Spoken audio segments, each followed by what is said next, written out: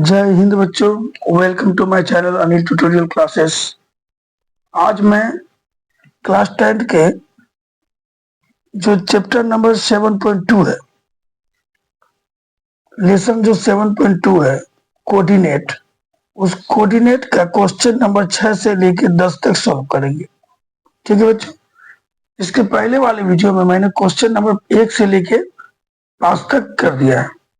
ठीक है, ये कोऑर्डिनेट का हमारा 5वां वीडियो होने वाला है। करीबन 6 से 7 वीडियो में हम लोग पूरा कोऑर्डिनेट करने की कोशिश करेंगे, लेकिन इसके पहले मैंने 4 वीडियो बना दिया, पार्ट 1, पार्ट 2, पार्ट 3 और पार्ट 4। ठीक है बच्चों, ये जो चारों वीडियो है, इस वीडियो को देख लेने के बाद ही आपको ये पार्ट समझ में आएगा। इसीलिए जाइएगा, इसके डिस्क्रिप्शन में मेरा चैनल का लिंक डाला हुआ लेकर के उसका उस चैनल में जाकर के आप ये चारों पार्ट को देख लीजिएगा तो बेहतर तरीके से समझ में आ जाएगा। क्योंकि जब तक आप पार्ट 1, पार्ट 2, पार्ट 3 और पार्ट 4 नहीं देखिएगा, ये जो चैप्टर है, ये जो मैथ हम लोग करने वाले 6 नंबर के बाद, वह उतनी बेहतर तरीके से समझ में नहीं आएगा। फिर भी मैं आपको कोशिश करूंगा कि बेहतर तरीके से समझा दूं। ठीक है बच्चों, और ये चैप्टर इतना इंपॉर्टेंट है कि इसमें इससे 19 नंबर का जो मार्क्स क्वेश्चन है, वो 2025 के बोर्ड के फर्स्ट सिटिंग में और सेकंड सिटिंग में पूछा गया है। फर्स्ट सिटिंग में भी 19 नंबर, सेकंड सिटिंग में भी 19 नंबर का पूछा गया है। तो ये पता चलता है कि ये चैप्टर काफी इंपॉर्टेंट है। ठीक है बच्चों, तो इसी चीज को ध्यान में रखते हुए ये चैप्टर के इंपॉर्टेंस को हम समझते हैं और आगे क्वेश्चन को सॉल्व करने की कोशिश करते हैं। ठीक है बच्चों, तो चलिए एक एक करके हम लोग क्वेश्चन लेते हैं और सॉल्व करते हैं। तो हम लोग पढ़ाते हैं पहले क्वेश्चन नंबर 6। ठीक है बच्चों, क्वेश्चन नंबर 6 देखते हैं। क्वेश्चन नंबर 6 क्या करा। ठीक है, तो चलिए क्वेश्चन नंबर 6 जो है, उस क्वेश्चन नंबर 6 में क्या करना है, यदि बिंदु ए 1 और -2 दिया, 1 और 2 दिया हुआ है, तो बिंदु ए है वो हम लोग का क्या दिया हुआ है, 1 और 2 बिंदु, सॉरी यहाँ लिखना एडिटर से भूल हो गया है, यहाँ बी होगा, बिंदु सी होगा और बिंदु डी होगा। ठीक है, ये ए, इस बिंदु का मान ध्यान दीजिएगा, ए जो है वह 1, 2।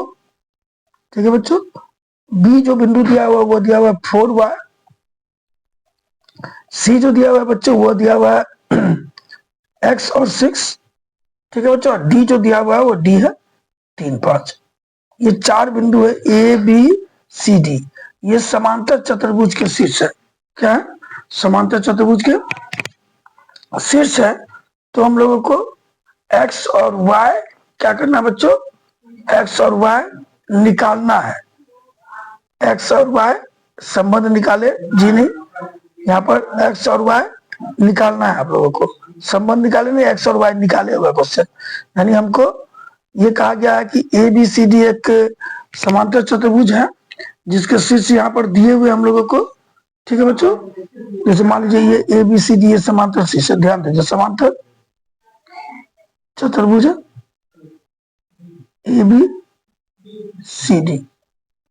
ठीक है बच्चों, ये समांतर चतुर्भुज के जो शीर्ष दिए हुए हैं, वो शीर्ष क्या क्या दिए हुए ध्यान दीजिए। ए का मान दिया हुआ है 1, 2, बी का मान दिया हुआ है 4y, सी का मान दिया हुआ है x 6 और डी का मान दिया हुआ है बच्चों लोगों को 3 और 5।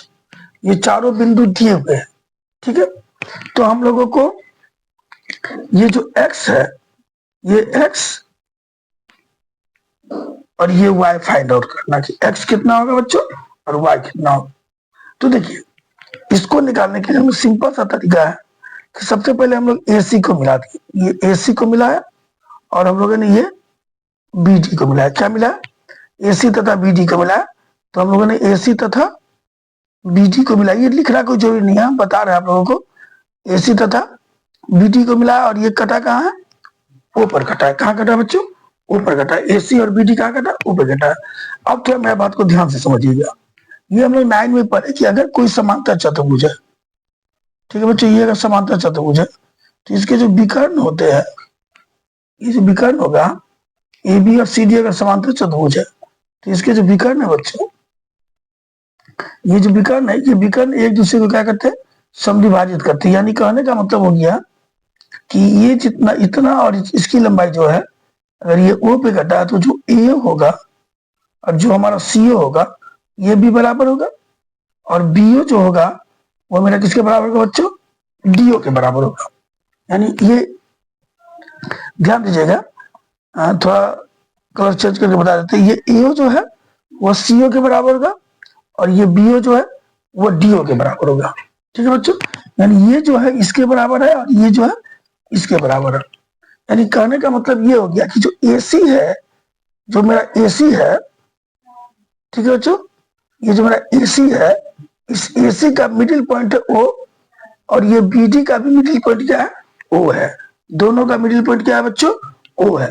ठीक है, यानी अगर वो तो एक ही जगह है, जैसे मान लीजिए एसी और बीडी, वो तो मेरा यही आ रहा है ना, तो एसी को लेके अगर हम लोग ओ का मान निकाले या बीडी को लेके हम लोग ओ का मान निकाले, वो ओ का मान मेरा एक ही होगा, सेम होगा। ठीक है, और हम लोगों ने मध्य बिंदु के बारे में, जब ये मध्य बिंदु है, मिडिल पॉइंट है, यानी ये जो ओ है, ये जो मेरा ओ है, ठीक है बच्चों, ये जो मेरा ओ है, ये मेरा, ये जो पूरा एसी है इसका ठीक बीच में आएगा। ठीक है, और ये जो मेरा बीडी है, इस बीडी के ठीक बीच में आएगा। यानी निश्चित तौर पे ओ जो है वो मेरा एसी का भी मध्य बिंदु है। एसी का मध्य बिंदु क्या है, ओ, तथा एसी का मध्य बिंदु ओ है। ठीक है, ये बात तो क्लियर हो गया। और बीडी का मध्य बिंदु भी क्या है, बीडी का भी मध्य बिंदु क्या होगा, ओ ही होगा। एसी का भी मध्य बिंदु ओ है और बीडी का भी मध्य बिंदु क्या बच्चों, ओ है। ठीक है, ये ध्यान दीजिएगा, ये हम समझा रहे थे। एसी से जो ओ का मध्य बिंदु निकालेंगे, एसी से जो मेरा ओ का मान निकलेगा, एसी का यूज करके जो ओ का मान निकालेंगे, और बीडी का जो यूज करके ओ का मान निकालेंगे, वो ओ का मान मेरा क्या होगा बच्चों, सेम होगा। यानी एसी का भी मध्य बिंदु क्या है, ओ है, और बीडी का भी मध्य बिंदु ओ है, तो ओ तो एक ही बिंदु है। तो चाहे आप एसी का यूज करके ओ निकालिए या बीडी का यूज करके ओ निकालिए, वो मेरा सेम निकलेगा। तो ये जो होगा इसका मान क्या होगा, बराबर होगा। जो एसी से ओ निकलेगा, जो बीडी से ओ निकलेगा, वो क्या होगा, बराबर होगा। और हम लोग जानते हैं कि मध्य बिंदु का जो निर्देशांक होता है बच्चों, मध्य बिंदु का निर्देशांक क्या होता है, मध्य बिंदु बराबर क्या होता है अगर गौर करिएगा तो हम पढ़ा है इसके पहले वाले वीडियो में, x1 जो x2 बटा 2, y1 जो y2 बटा 2 होता है मध्य बिंदु का निर्देशांक। तो अगर हम लोग ये एसी लेते हैं, ये एसी ले रहे हैं, तो एसी के लिए अगर ओ का बिंदु निकालते हैं एसी से, तो मध्य बिंदु क्या हो जाएगा बोलिए तो, ये एक हो गया x1, और ये क्या हो गया x2 हो गया x। यानी 1 जोड़ x बटा 2 जो होगा, 1 और ये इसका, ये 1 और ये देखिए ये x। ठीक है बच्चों, तो ये 1 और x जो है, x1 जो x2 हो गया, ये x1 हो गया, ये x2 हो गया। उसी तो y1 हो जाएगा, एसी के लिए y1 हो जाएगा 2 और y2 हो जाएगा 6, 2 जो 6 बटा 2। यानी 1 जोड़ x बटा 2 का जो मान निकलेगा और 2 जो 6 बटा 2 का जो मान निकलेगा, ये एसी से मध्य बिंदु निकलेगा। और अगर हम लोग बीडी का यूज करते हैं, बीडी का, तो बीडी से क्या निकलेगा, 3 जोड़ 4 बटा 2। ठीक है बच्चों, x1 जोड़ x2, 3 जोड़ 4, y1 हो गया 5 जोड़ y2 हो गया y, 5 जोड़ y बटा 2, ये बराबर होगा। समझे, क्योंकि जो हम लोग एसी से निकालेंगे मान और जो बीडी से मान निकालेंगे, वह मान मेरा सेम निकलेगा, क्योंकि मध्य बिंदु ओ ही है। मध्य बिंदु दो जगह नहीं है, ये ओ जो है एसी पर जो ओ है और बीडी पर जो ओ है, वो दोनों एक ही जगह है, तो दोनों क्या निकलेगा मेरा, सेम निकलेगा। ठीक है बच्चों, तो ये जो होगा बराबर होगा। यानी कहने का मतलब इसको सॉल्व करेंगे तो मेरा ये होगा, और इसको सॉल्व करेंगे तो मेरा ये होगा, एकदम 100% है। यानी 1 जोड़ x बटे 2 को सॉल्व करने पे कितना होना चाहिए, 3 जोड़ 4 बटा 2 होना चाहिए। ठीक है बच्चों, या 2 जोड़ 6 बटा 2 को सॉल्व करने पे, 2 जोड़ 6 बटा 2 को सॉल्व करने से 5 जोड़ y बटा 2 होना चाहिए। क्लियर हो गया, क्लियर हो बच्चों। अब ध्यान दीजिए, नीचे वाला 2 2 इसका कैंसिल हो गया, ये क्या बच गया, 1 जोड़ x बराबर 3 जोड़ 4 7 हो गया। तो x बराबर क्या हो गया बच्चों, 7 माइनस 1 6, x का मान 6 निकल गया, x का मान क्या निकल गया 6। यहाँ भी 2 2 कैंसिल हो गया, तो क्या हो गया, ये 6 जो तो 8 बराबर हो गया 5 जोड़ y, तो बच्चों y बराबर क्या हो गया, 8 माइनस 5 क्या हो जाएगा 3। ठीक है, इस प्रकार का सॉल्व करें तो x का मान निकल गया हम लोगों का 6 और y का मान निकल गया हम लोगों का 3। ये मेरा हो गया आंसर। ठीक है, तो मुझे उम्मीद है कि ये क्वेश्चन आपको बेहतर तरीके से समझ में आ गई होगी। मैंने पूरा तरह से समझाने की कोशिश किया है। बस इसमें एक ही चीज याद रखना है, जो समांतर चतुर्भुज होते हैं बच्चे, उस समांतर चतुर्भुज के जो विकर्ण होते हैं वो एक दूसरे को समविभाजित करते हैं। इस थ्योरी को अपनाते हुए मैंने ये मैथ बनाया है। ठीक है बच्चों, अब हम लोग लेते हैं अपने अगले क्वेश्चन, क्वेश्चन नंबर 7 को। ये ध्यान दीजिए, क्वेश्चन नंबर 7 क्या कह रहा है बच्चों। क्वेश्चन नंबर 7 पे गौर किया जाए। क्वेश्चन नंबर 7 क्या कह रहा है कि बिंदु ए के निर्देशांक ज्ञात करनी है, जबकि ए भी एक वृत्त का व्यास है। देखिए, हम आपको बार बार बता रहे हैं, जो मध्य बिंदु होता है, जो मिडिल पॉइंट होता है, उस मध्य बिंदु का निर्देशांक होता है बच्चों x1 जोड़ x2 बटा 2 और y1 जोड़ y2 बटा 2। कैसे होता है ये मैंने इसके पहले वाले वीडियो में बता दिया है। ठीक है, x1 जोड़ x2 बटा 2 और y1 जोड़ y2 बटा 2। लेकिन ये ध्यान दीजिए, ये तभी लागू होगा जब जो बिंदु है वह ठीक बीच में होना चाहिए। ये और ये मेरा जो है बराबर होना चाहिए। ठीक है बच्चों, तो अब हम लोग लेते हैं एक वृत्त लेते हैं। ठीक ठीक है बच्चों, ध्यान दीजिए, तो मैंने एक वृत्त बना दिया है, ये वृत्त है और ये मान लीजिए इसका केंद्र है। ध्यान दीजिए, ये वृत्त का केंद्र यहाँ पर O है, जो वृत्त है उसका केंद्र मैंने O ले लिया, ये केंद्र O है। ठीक है बच्चों, वृत्त का केंद्र क्या O है, ध्यान दीजिएगा। और उसका जो व्यास है बच्चों, व्यास क्या बोला है, AB व्यास है।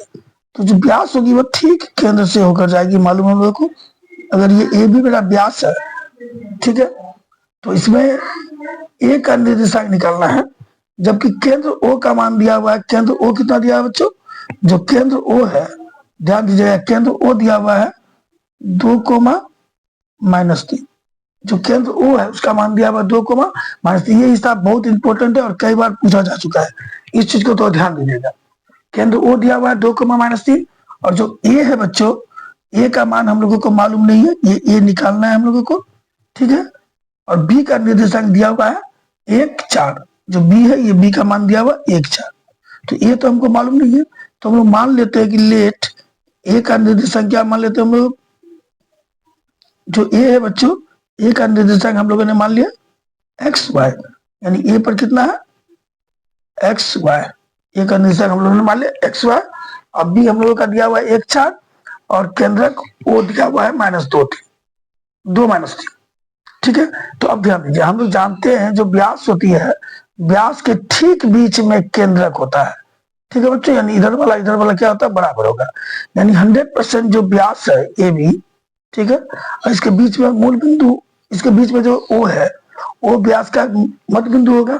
ठीक है, तो यहाँ पर 100% जब ये AB व्यास है, AB क्या बच्चों, AB मेरा व्यास है ना, तो वो क्या कहाँ होगा, मध्य बिंदु होगा। ठीक है, तो चूंकि AB जो है मेरा, AB क्या है बच्चों, व्यास है AB क्या है, व्यास है। अतः वो AB का क्या होगा, AB का मध्य बिंदु होगा। ये क्लियर है, वो AB का मध्य बिंदु होगा। ठीक है बच्चों, जब O AB का मध्य बिंदु होगा तो मध्य बिंदु का निर्देशांक क्या होता है, हम लोग जानते हैं कि मध्य बिंदु बराबर होता है, मध्य बिंदु O का निर्देशांक क्या होगा बच्चों, मध्य बिंदु O का निर्देशांक हम लोग लिख सकते हैं, मध्य बिंदु O का निर्देशांक, देखिए निर्देशांक ऐसे लिखाता है, ध्यान दीजिएगा, मध्य बिंदु O का निर्देशांक। तो मध्य बिंदु O का निर्देशांक क्या होगा, x1 जोड़ x2 बटा 2 और y1 जोड़ y2 बटा 2 होगा। तो O का निर्देशांक क्या दिया है बच्चों, 2,-3 और x1 क्या है, x1 है x, y1 है 1, x जोड़ 1 बटा 2। ठीक है, उसके बाद y जोड़ 4 बटा 2 है। ठीक है बच्चों, x जोड़ 1 बटा 2 और y जोड़ 4 बटा 2 हो गया। ठीक है, क्योंकि मध्य बिंदु है तो x1 जोड़ x2 ये हो गया x जोड़ 1 बटा 2। ठीक है, y1 जोड़ y2 यानी y जोड़ 4/2 होगा। अब यहाँ पर ध्यान देने वाली बात क्या है, हम सब जानते हैं कि इसको सॉल्व करेंगे तो कितना बनेगा बच्चों 2, और इसको सॉल्व करेंगे तो कितना बनेगा बच्चों -3। यानी 100% जो 2 होगा, 2 बराबर होगा मेरा x+1/2। ठीक है बच्चों, और जो मेरा -3 है, -3 बराबर होगा y जो 4/2।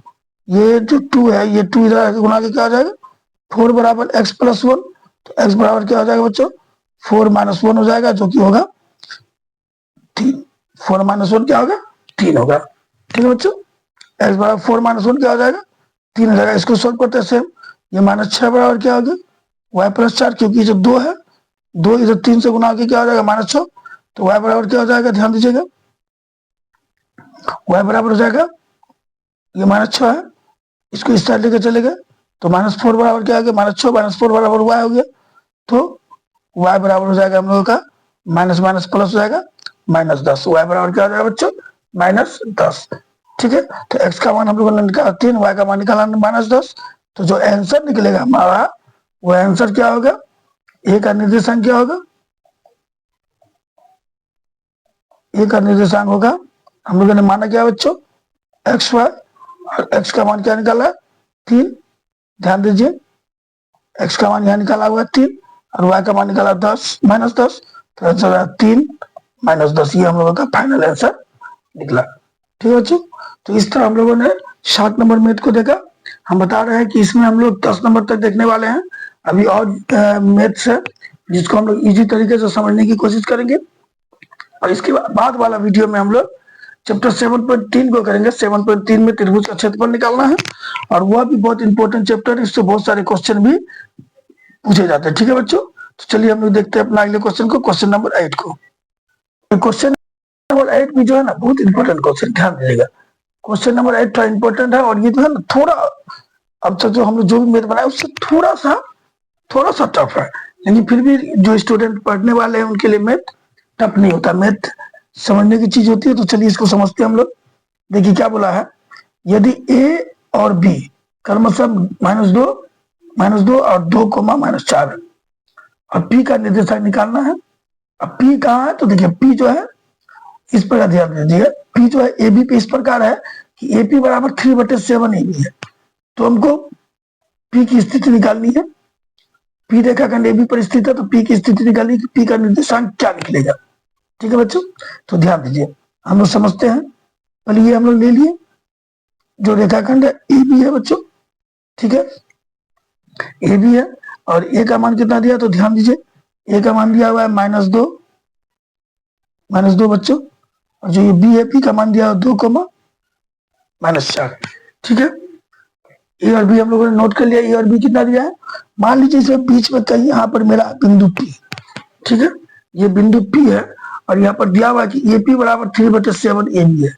ये जो एपी है यहाँ से आता है, इस एपी का मान है 3/7 ए बी, जिसको हम लोग लिख सकते हैं, इसको ऊपर से ऊपर गुना करके 3ab/7। ठीक है बच्चे, लिख सकते हैं इसको हम लोग 3ab/7। तो ये मेरा एपी निकल गया 3ab/7।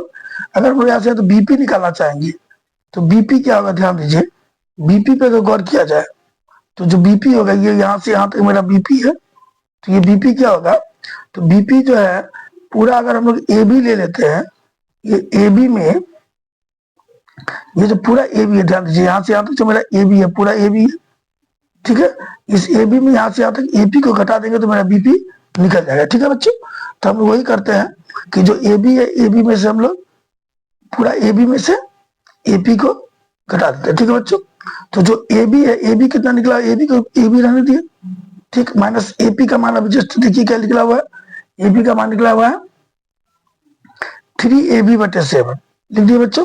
ठीक है, अब हम लोग क्या करते हैं, एलसीएम लेते हैं। जैसे एलसीएम लिए, ये हो गया 7ab -3ab हो जाएगा, क्योंकि एलसीएम तो मालूम है, यहाँ नीचा में कुछ जो 1 है, 1 से 7 गया 7 मरतबे में, 7 को एबी से गुना के 7ab -7 कट गया, ये बच गया था 3ab। तो ये हो गया मेरा 4ab/7।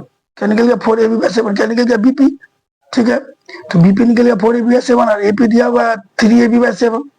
तो हमको पी पर जो अनुपात होगा, वो अनुपात क्या होगा, तो पी पर अनुपात निकालने के लिए हम लोगों को जो पी पर अनुपात निकालना है, तो पी पर अनुपात निकालने के लिए क्या निकालना होगा बताइए, तो एपी बटे बीपी। ठीक है बच्चों, एपी बटे बीपी निकालना होता है। एपी का मान कितना दिया हुआ देख लीजिए, एपी का मान दिया हुआ 3ab/7, अब बीपी का मान दिया 4ab/7। ठीक है बच्चों, अब यहाँ पर गौर करिए, इजी प्रोसेस में 7 7 कट गया, ठीक है, तो क्या बच गया 3ab/4ab, ए बी कट गया हम लोगों का, तो क्या बच गया 3/4, अर्थात 3:4। ये क्लियर हो गया, 3:4।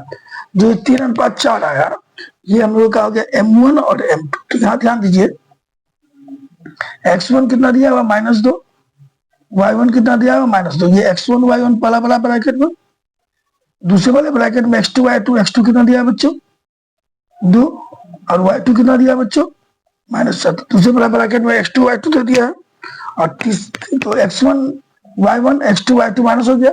और ये जो अनुपात निकलता है हम सब जानते हैं, ये अनुपात को कहते हैं हम लोग M1 M2। M1 कितना दिया 3, M2 कितना दिया 4, 3 4 निकल गया। ठीक है बच्चों, सब क्लियर हो गया हम लोगों का। अब हम लोग निकालते हैं निर्देशांक।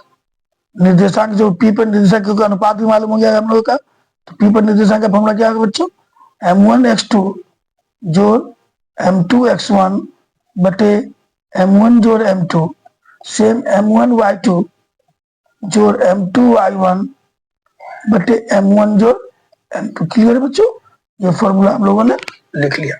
अब हम लोग मान बैठाते हैं इजी तरीके से, मान एक एक करके यहां से लेते हैं। देखिए M1 कितना दिया हुआ है बच्चों, M1 दिया हुआ 3 इंटू x2 कितना दिया हुआ है 2, प्लस M2 कितना दिया हुआ है, M2 दिया हुआ 4, x1 कितना दिया हुआ बच्चों, x1 दिया हुआ -2।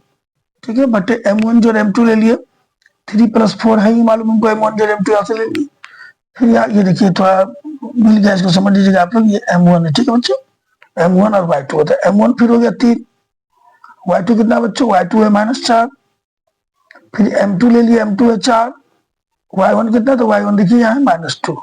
ठीक है बच्चों, और नीचे में लिख दिया हम लोग 3 + 4। ठीक है, हम लोगों का निकल गया। अब इसको सॉल्व करते हैं। देखिए ये इजीली गुना होगा, 3 × 6, ये प्लस है ये माइनस है, तो ये प्लस माइनस में क्या माइनस हो जाएगा, 4 दूना 8 -8 हो जाएगा बच्चों, बटे 7। इसको सॉल्व करेंगे उसी तरह, -3 और 4 -12। ठीक है बच्चों, और इसको 4 को 2 से गुणा के -8 बटे 4 3 7। ठीक है, अब इसको सॉल्व करेंगे, यहाँ आगे कुछ नहीं है तो प्लस है और यहाँ माइनस है। अलग अलग चिन्ह होने पर क्या होता है, घटता है। 6 में से 8 गया 2 होगा, चिन्ह बढ़ा का -2/7। यहाँ देखिए यहाँ भी माइनस है, यहाँ भी माइनस है। ठीक है बच्चों, ये भी माइनस है, ये भी माइनस है, तो माइनस माइनस क्या होता है, सेम चिन्ह से जुड़ जाएगा। तो हम लोग जोड़ देते, 12 और 8 क्या आ गया बच्चों 20 हो गया, लेकिन चिन्ह माइनस क्या आएगा -20/7। ठीक है, मुझे उम्मीद है कि ये आप लोगों को बेहतर तरीके से समझ में आ गई है बच्चों। तो इस तरह हम लोगों ने 8वां नंबर भी सॉल्व कर लिया। ठीक है, और ये बहुत ही इंपॉर्टेंट चैप्टर है, इसको ध्यान दीजिएगा, क्योंकि हम अभी बता ही चुके हैं कि जो आप लोगों का 2025 का एग्जाम गया है, उस 2025 के एग्जाम में इस चैप्टर से 19 नंबर का पूछा गया दोनों सिटिंग में। तो आप लोग अगर बिलीव ना हो तो आप लोग क्वेश्चन देख लीजिएगा, आपको पता चल जाएगा। तो ये जो चैप्टर है काफी इंपॉर्टेंट बन के निकला है। ठीक है बच्चों, हम अभी बता देते हैं कि हम जितने भी प्रीवियस ईयर्स के 10 साल के क्वेश्चन पूछे गए हैं, 10 से 15 साल का, मैं सबका एक एक चैप्टर वाइज ऑब्जेक्टिव बना करके और सब्जेक्टिव बना करके वीडियो में डालने की कोशिश करूंगा, और आप लोग उसको केयरफुली देखिएगा। और मुझे उम्मीद है कि आप लोगों को ये क्वेश्चन बेहतर तरीके से समझ में आएगी। ठीक है बच्चों, तो अब 8वां नंबर हो गया। अब लेते हैं 9वें नंबर क्वेश्चन को, थोड़ा ध्यान से देखिएगा 9वां नंबर। तो देखिए बच्चों 9 नंबर मैथ देखते हैं। ये जो 9 नंबर मैथ है उसमें क्या कहा गया है, 9 नंबर क्वेश्चन कहता है कि ए एक बिंदु है -2,2 और बी एक बिंदु है 2,8। ठीक है बच्चों, तो हमको इसको 4 भाग में बांटना है। तो ध्यान दीजिए, इसी चैप्टर का क्वेश्चन नंबर 2 में हम लोगों ने मैथ पढ़ा जिसमें 3 भागों में बांटा है। ठीक है, और यहाँ हम लोग 4 भागों में बांट के बोले, तो आपके माइंड में आएगी कि 3 भागों में बांटा वो बड़ा मैथ है, तो 4 भागों में उससे ज्यादा बड़ा होगा। तो बच्चों ऐसा कोई बात नहीं है, 4 भागों में बांटना 3 भागों के बनिस्पत ज्यादा ईजी है। हालांकि इसका एक हार्ड भी तरीका है, लेकिन इसका बहुत सरल और आसान सा तरीका जो मैं बताने जा रहा हूँ, तो ध्यान से देखिएगा, आप लोगों को समझ में आ जाएगा। चलिए तो अगर आपको मान लीजिए, देखिए ये भी एक रेखा दे दिया हम लोगों ने, ठीक है, बात को समझिए, और इसका मैंने बोला 4 टुकड़ा करिए। तो देखिए 4 टुकड़ा अगर इतना बड़ा कोई भी लकड़ी दे दिया गया या कोई धागा दे दिया गया, इसका 4 ठीक बराबर बराबर 4 टुकड़ा करने के लिए कहा जाए, तो बच्चों आप क्या करिएगा, तो ध्यान दीजिए, अगर मुझे कहा जाए तो मैं सबसे पहले इसको बीच में तोड़ूंगा। ठीक है बच्चों, कहाँ तोड़ूंगा, बीच में, बीच में तोड़ूंगा सबसे पहले। तो ये आधा हो गया, ये आधा हो गया, मान लीजिए ये मान लीजिए मेरा 8 था, ठीक है, अब ये आधा हो गया, आधा हो गया, तो ठीक बीच में 4 हो गया। तो ये जो पॉइंट आया वो पूरा रेखा ए बी का मध्य बिंदु हो गया।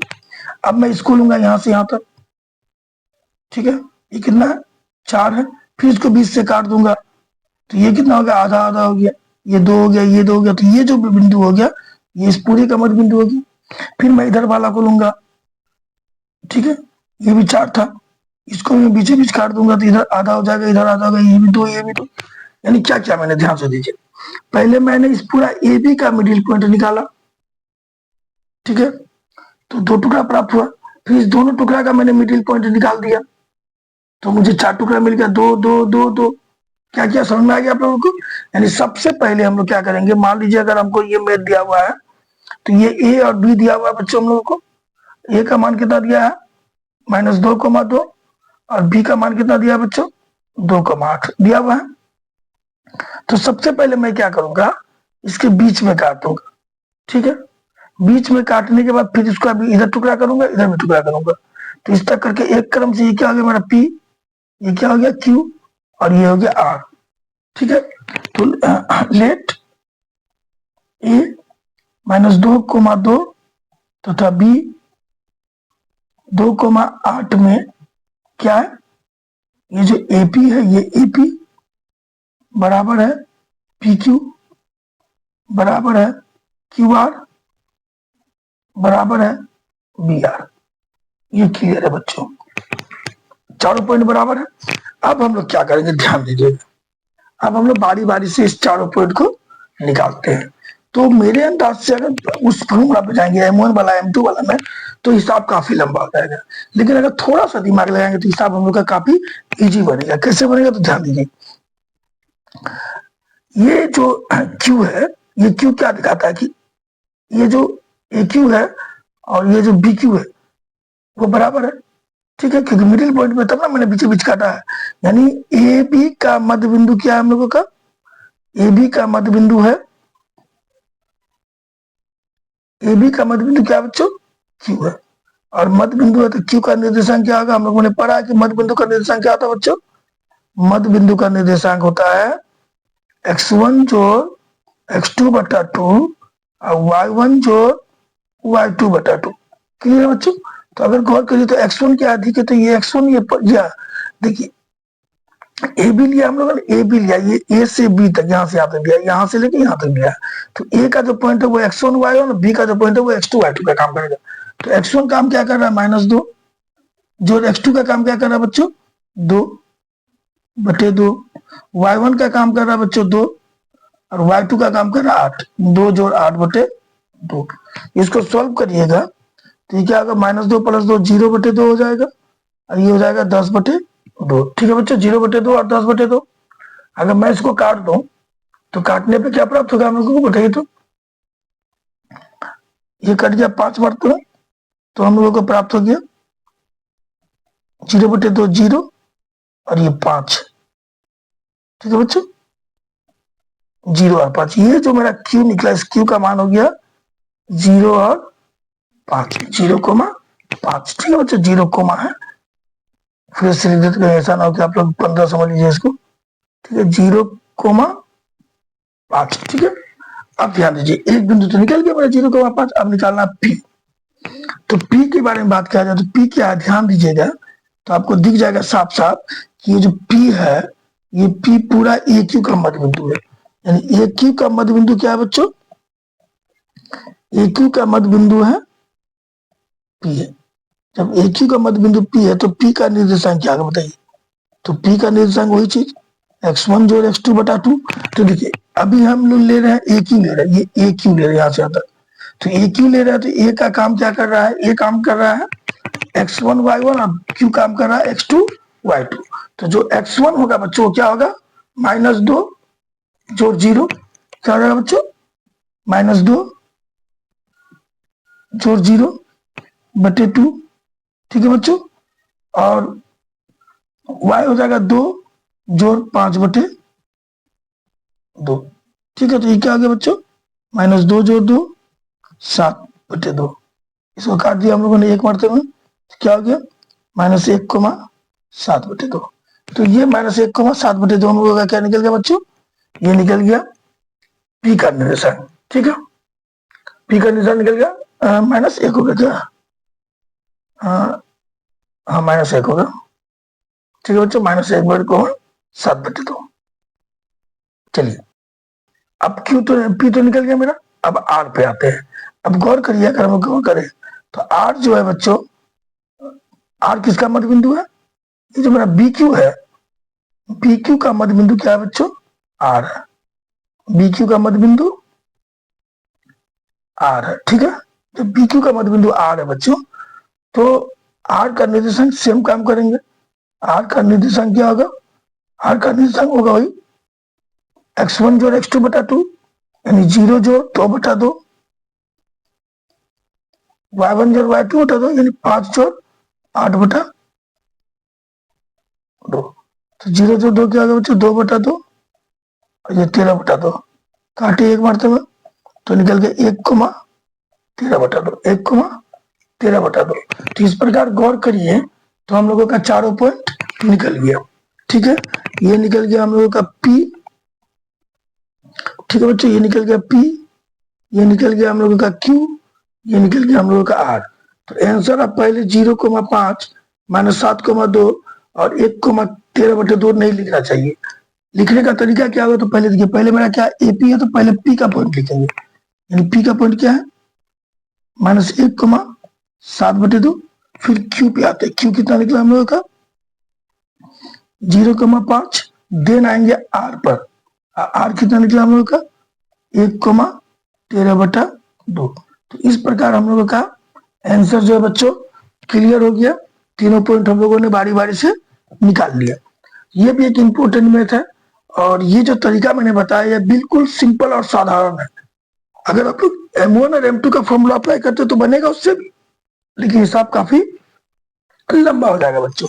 तो ये हम लोगों का जो 9 नंबर क्वेश्चन था वो क्लियर हो गया। अब हम लोग बनाते हैं इस चैप्टर का अंतिम क्वेश्चन, और वो भी बहुत इंपॉर्टेंट है क्वेश्चन। तो ये जो चैप्टर है पूरा का पूरा इंपॉर्टेंट है बच्चों, एक भी क्वेश्चन इसमें इग्नोर करने के लायक नहीं है। चलिए हम लोग इसका फाइनल क्वेश्चन देखते हैं बच्चों।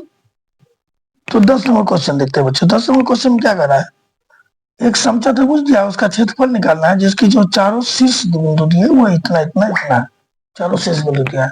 तो ध्यान दीजिए, अगर हमारे पास एक समचतुर्भुज होता है, इसका क्षेत्रफल निकालने बोला बच्चों, तो समचतुर्भुज के क्षेत्रफल का एक फॉर्मूला होता है b इंटू एच, आधार गुने ऊंचाई। यानी अगर हमने ये ऊंचाई ले लिया तो ये मेरा क्या हो गया, आधार हो जाएगा, ठीक है। और एक फॉर्मूला होता है समचतुर्भुज के क्षेत्रफल का निकालने का बच्चों, वो क्या होता है, ये समचतुर्भुज दिया तो ये पहला विकर्ण हो गया, ये दूसरा विकर्ण हो गया, तो क्षेत्रफल हो सकता है हाफ इंटू पहला विकर्ण गुने दूसरा विकर्ण, ठीक है। तो हम लोग देखते हैं कौन सा फॉर्मूला इसमें अप्लाई होता है और हम बना पाते हैं हिसाब इजीली। चलिए सबसे पहले तो हम लोग बच्चों त्रिभुज बना रहे, ये चतुर्भुज बनाते हैं, समचतुर्भुज।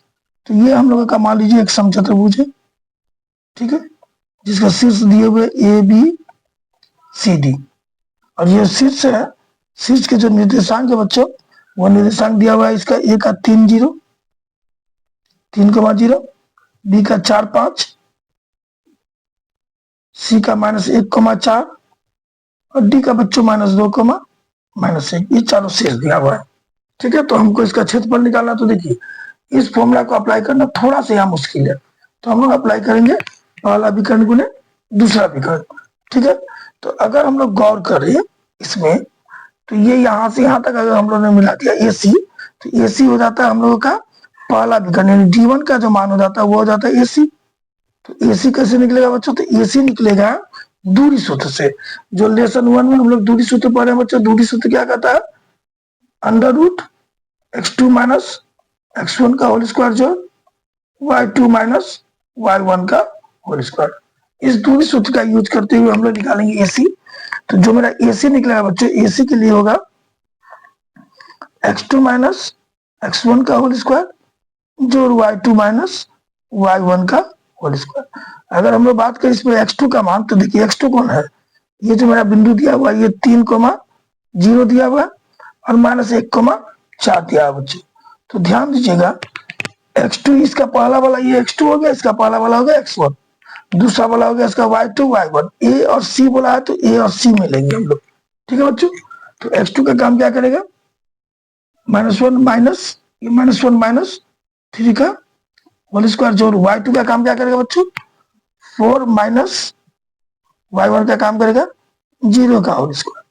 अगर आप लोग गौर करिए तो ये माइनस माइनस दोनों सेम है, तो ये प्लस हो जाएगा काम, यानी -1 अब -3 क्या होगा बच्चों, -4 हो जाएगा।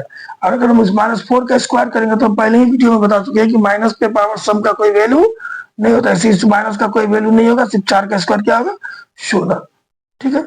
सेम वही काम करेंगे, 4 में से 0 गया 4, 4 का स्क्वायर 16, इसको तोड़ते हैं तो 16 16 क्या होता है बच्चों, 32 होता है, ठीक है।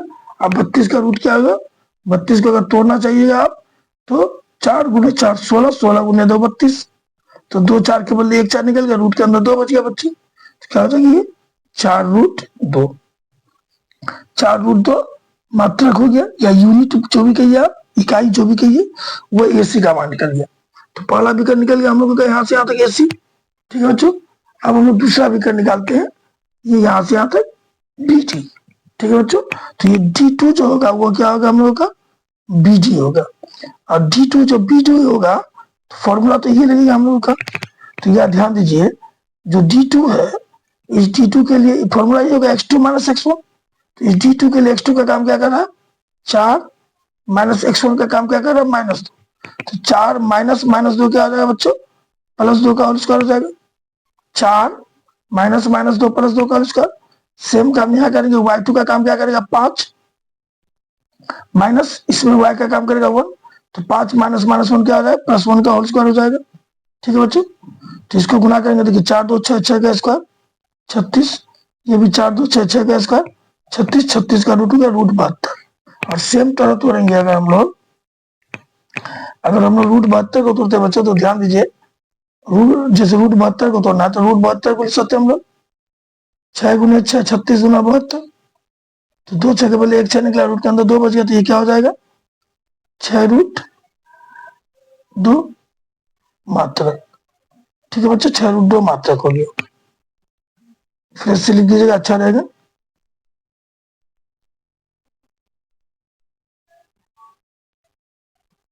देते हम यहाँ मात्रक, ठीक है। तो मेरा D1 भी निकल गया, D2 भी निकल गया, तो क्षेत्रफल क्या निकलेगा बच्चों, क्षेत्रफल बराबर होगा half into D1 into D2, clear, ठीक है बच्चों। तो हाफ इंटू D1 का मान कितना निकला 4√2 गुने D2 का मान कितना निकला बच्चों 6√2। अब हम लोग इजीली काटते हैं, जो कट रहा है ध्यान दीजिएगा, 2 से 4 घटा 2 मरतबे, ठीक है। तो ध्यान दीजिए क्या हो गया, ये 2 और ये 6 गुना के 6 दूना 12 इंटू √2 क्या आ गया 2, 12 इंटू 2 क्या आ गया 24, 24 वर्ग मात्रक हम लोगों का आंसर निकलेगा 10 नंबर का, ठीक है बच्चों। इस तरह जो है हम लोगों का 7.2 लेसन जो है वह चैप्टर क्लियर हो गया बच्चों। मुझे उम्मीद है कि ये चैप्टर आप लोगों को अच्छी तरह से समझ में आ गया होगा, ठीक है। अगर समझ में आ गया होगा तो लाइक और सब्सक्राइब करिएगा, बेल आइकन दबा दीजिएगा ताकि मेरा नोटिफिकेशन आप लोगों को मिलता रहे, और काइंडली शेयर भी करिएगा ताकि हम लोग थोड़ा मोटिवेट हो, हम लोगों को और थोड़ा सा मन करे कि हम अच्छा से अच्छा वीडियो बनाए, ठीक है बच्चों। तो इसी के साथ मैं अपने इस वीडियो को समाप्त करता हूँ बच्चों, जय हिंद जय भारत।